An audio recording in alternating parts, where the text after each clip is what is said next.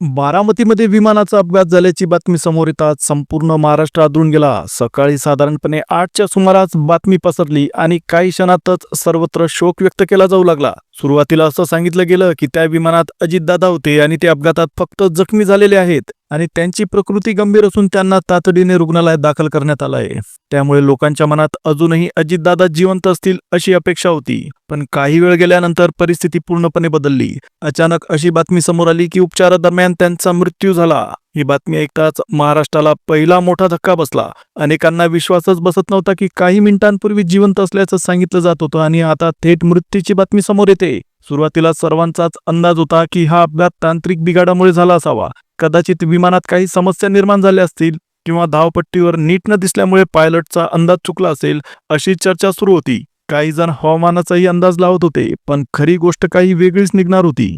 जेव्हा DGCAचा प्राथमिक अहवाल समोर आल्याचं सांगितलं गेलं तेव्हा सगळ्यांनाच दुसरा मोठा धक्का बसला. कारण या अपघातामागचं कारण अपेक्षेपेक्षा पूर्णपणे वेगळं असल्याचं समोर आलं. जे ऐकून अनेक लोक सुन्न झाले. आता नेमकं त्या शेवटच्या काही सेकंदात काय घडत होतं आणि हा अपघात खरंच कशामुळे झाला याबद्दल अनेक प्रश्न उपस्थित होत आहेत आणि त्याच धक्कादायक सत्याची चर्चा सर्वत्र होताना दिसत आहे.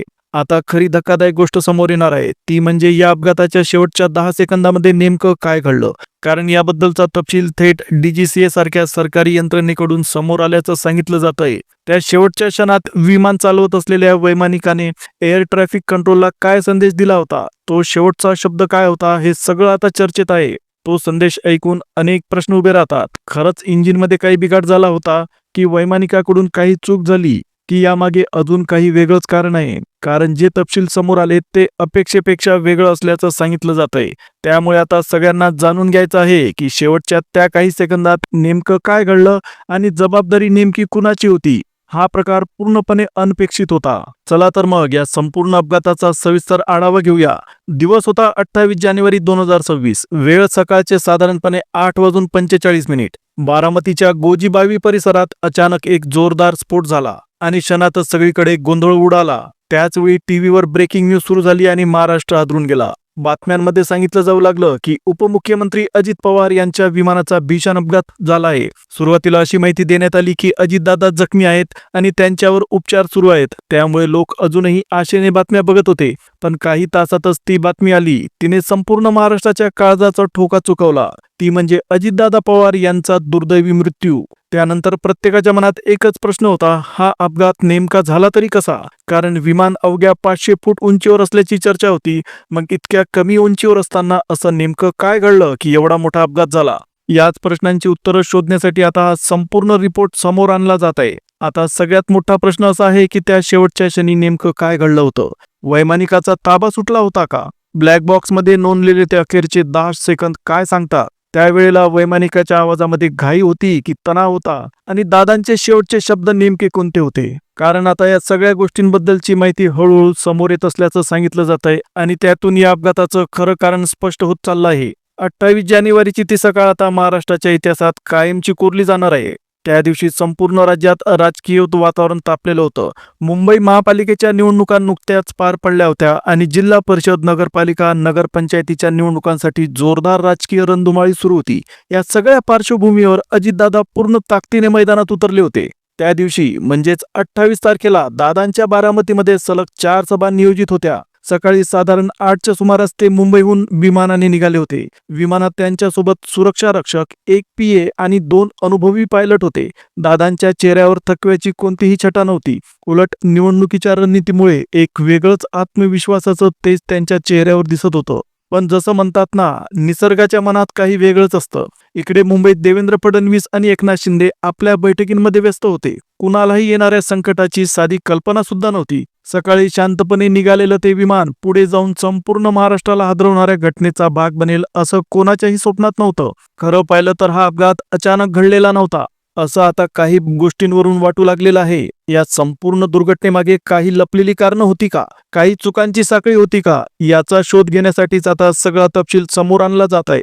ती सगळी कारणं आता एका मागोमाग एक समोर येत आहेत आणि त्याच कारणांचा आपण पुढे सविस्तर आढावा घेणार आहोत. पण खरी गोष्ट अशी आहे की या प्रकरणातील महत्त्वाची माहिती अपघाताच्या आधीच म्हणजे 27 तारखेच्या रात्रीच उघड होणार होती. अपघात जरी 28 तारखेला झाला असला तरी त्याच्या आधीची रात्र खूप काही सांगून जाणार होती. 27 तारखेची ती रात्र अजितदादा मुंबईत आपल्या निवासस्थानी होते. दुसऱ्या दिवशी बारामतीमध्ये 4 मोठ्या सभा ठरलेल्या असल्यामुळे पहाटेच निघायचं होतं. जिल्हा परिषद आणि नगरपालिका निवडणुकांच्या पार्श्वभूमीवर दादा पूर्ण ताकदीनं मैदानात उतरले होते.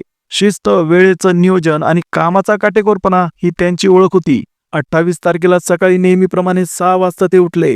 कोणालाही, अगदी स्वतः दादांनाही कल्पना नव्हती की ही त्यांच्या आयुष्यातली शेवटची सकाळ ठरणार आहे. त्यांनी रोज सारखा चहा घेतला, काही फाईल्स पाहिल्या, कामाचा आढावा घेतल्या. त्या क्षणी कुणालाही असं वाटलं नाही की मुंबईतली ही त्यांची अखेरची सकाळ असेल. सकाळी साधारण 7:30च्या सुमारास ते जुहू विमानतळाकडे रवाना झाले. त्यांच्यासोबत खास पीओ आणि काही जवळचे सहाय्यक होते. विमानतळावर पोहोचल्यानंतर त्यांच्यासाठी लिअरजेट 45 हे विमान पूर्णपणे तयार होतं. पायलटांनी आवश्यक तपासणी पूर्ण केल्या. एअर ट्रॅफिक कंट्रोलकडून परवानगी मिळाली होती आणि ठरलेल्या वेळेनुसार सकाळी 8 वाजता विमान आकाशात झेपावलं. त्या क्षणी सगळं काही नेहमीसारखं वाटत होतं, पण कोणालाच माहीत नव्हतं की ही उड्डाणं पुढे जाऊन संपूर्ण महाराष्ट्राला हादरवणाऱ्या घटनेत बदलणार आहेत. मुंबईच्या दिशेने त्या सकाळी हवामान थोडंसं बिघडलेलं होतं, पण बारामतीकडे मात्र वातावरण अगदी स्वच्छ होतं. सगळं शांत, निवांत. पण म्हणतात ना, मोठ्या वादळाआधीची शांतता सगळ्यात भयानक असते. बारामतीत सभेची जोरदार तयारी सुरू होती. हजारो कार्यकर्ते आपल्या लाडक्या दादांच्या येण्याची आतुरतेने वाट बघत होते. बारामतीचं राजकारण हे अनेक वर्ष अजितदादांच्या भोवती फिरत आलंय. मुंबई महापालिकेच्या निवडणुकांसाठीही त्यांनी पूर्ण ताकदीनं प्रयत्न केले. राजकीय वर्तुळात चर्चा होती की या निवडणुकांनंतर दादा एवढा मोठा निर्णय घेऊ शकतात. देवेंद्र फडणवीस आणि एकनाथ शिंदे यांच्याशी त्यांच्या भेटीगाठी वाढत असल्याची चर्चा रंगत होती. दुसरीकडे शरद पवार आणि सुप्रिया सुळे हे देखील आपल्या प्रचारात व्यस्त होते. पण या सगळ्या घडामोडींच्या आड नियती काही वेगळंच लिहित होती, असं आता वाटतंय. कोणालाही कल्पना नव्हती की त्या दिवशी असं काही घडणार आहे. विमान जेव्हा पुण्याच्या हद्दीत दाखल झालं तेव्हा सगळं काही अजूनही नेहमीसारखं सुरू होतं. त्यावेळी दादांनी आपल्या पीएला शेवटच्या सभेत भाषणाबद्दल काही सूचना दिल्याचं सांगितलं जातं. ते उत्साहात होते. त्यांना माहीत होतं की बारामतीची जनता त्यांच्यावर किती प्रेम करते. सभा यशस्वी होईल याबद्दल ते पूर्णपणे निश्चिंत होते. पण बारामती विमानतळापासून अवघ्या काही किलोमीटर अंतरावर असतानाच परिस्थिती बदलू लागली. विमानाच्या आवाजात अचानक फरक जाणवू लागल्याचं सांगितलं जातं. खरं तर हा अपघात अचानक घडलेला नव्हता. त्याची सुरुवात काही अंतर आधीच झाली होती. पुण्याच्या हद्दीत विमान शिरल्यानंतर बारामती अगदी जवळ असताना काहीतरी बिनसल्याची चिन्ह दिसू लागली. यानंतर जे काही घडलं त्यामागचं संपूर्ण रहस्य DGCAच्या अहवालातून उघड होणार असल्याचं सांगितलं जात आहे. त्या रिपोर्टमध्ये त्या अपघाताची प्रत्येक घडामोड, प्रत्येक क्षण आणि प्रत्येक कारण स्पष्ट केलं जाणार असल्याची चर्चा आहे.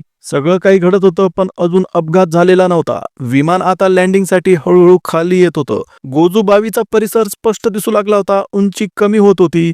आधी 1000 फूट, मग 900 फूट, नंतर 800 आणि अचानक परिस्थिती गंभीर बनली. तेवढ्यात वैमानिकाने एअर ट्रॅफिक कंट्रोलला मेडे मेडे असा कॉल दिला. मेडे कॉल म्हणजे विमानात तातडीची आपत्कालीन स्थिती निर्माण झाल्याचे संकेत असतात. आता प्रश्न असा होता की अवघ्या 500 फूट उंचीवर असताना असा कॉल द्यायची वेळ का आली? नेमकं काय बिनसलं होतं? त्या क्षणी विमानाचा उजवा भाग अचानक खाली झुकू लागल्याचं सांगितलं जातं. वैमानिकाने संपूर्ण ताकदीनं विमान सरळ ठेवण्याचा प्रयत्न केला. पण जी हायड्रॉलिक सिस्टीम विमानाचा तोल सांभाळण्याचं काम करते तिने प्रतिसाद देणं थांबवलं. नियंत्रण हाताबाहेर जात असल्याचं स्पष्ट होत चाललं होतं. आता विमानात असलेल्या दादांच्या सुरक्षा रक्षकांनाही जाणवू लागलं की काहीतरी गंभीर घडत आहे. विमानातली हालचाल, आवाज आणि झुकणं सगळं अस्वस्थ करणारं होतं. दुसरीकडे खाली जमिनीवर शेतात काम करणाऱ्या लोकांनीही एक विचित्र दृश्य पाहिलं. लोकांनी पाहिलं की एक विमान अत्यंत कमी उंचीवरून जात आहे. त्यातून धूर निघताना दिसत होता आणि तेच विमान पूर्णपणे अनियंत्रित अवस्थेत खाली येत होतं.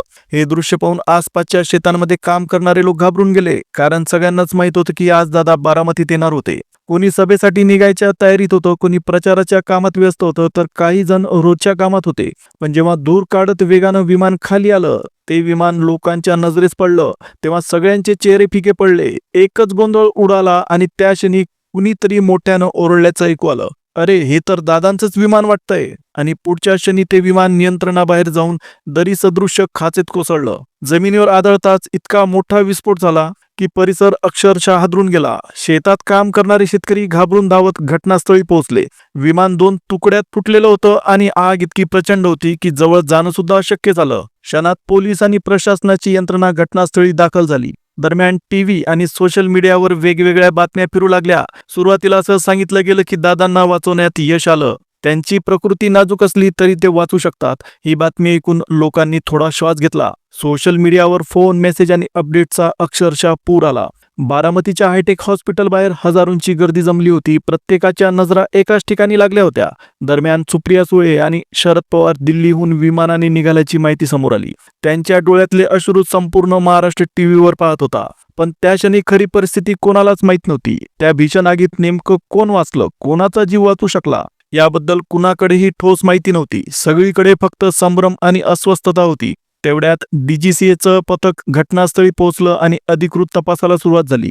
डीजीसीए म्हणजे भारतीय सरकारची ती संस्था जी विमान अपघाताची चौकशी करते, कारण शोधते आणि त्यामागची साखळी उलगडते. पथकाने विमानाचे अवशेष गोळा केले. प्रत्येक तुकड्याची तपासणी सुरू केली.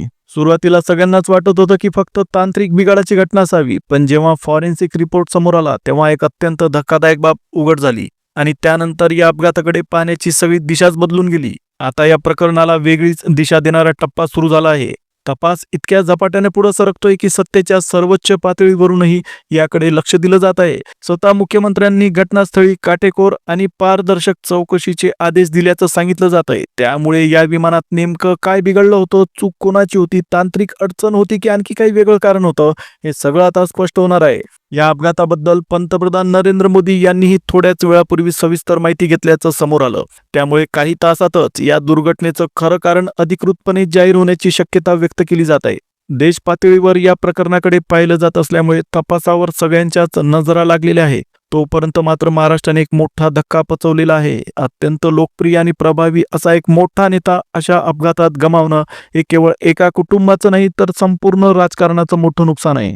अनेक जण म्हणत होते राजकीय मतभेद किती असले तरी एक कार्यकर्ता आणि नेता म्हणून अजितदादांनी शेवटच्या श्वासापर्यंत संघर्ष केल्याचं अनेकांनी मान्य केलं. दादांचा अखेरचा संदेश काय होता, त्यांनी शेवटच्या क्षणी काय विचार केला असेल, हे प्रश्न आजही लोकांच्या मनात आहेत. बारामतीचा तो वाघ आज शांत झाला असला तरी या अपघाताने अनेक प्रश्न अनुत्तरित ठेवलेले आहेत. आता तुमचं काय मत आहे? या अपघातामागचं खरं कारण काय असू शकतं असं तुम्हाला वाटतं? तुमचं मत कमेंटमध्ये नक्की लिहा. व्हिडिओ आवडला असेल तर चॅनलला सबस्क्राईब करा, बेल आयकॉनला ऑलवर सेट करा. आता पुन्हा लवकरच भेटूया. तोपर्यंत जय हिंद, जय महाराष्ट्र.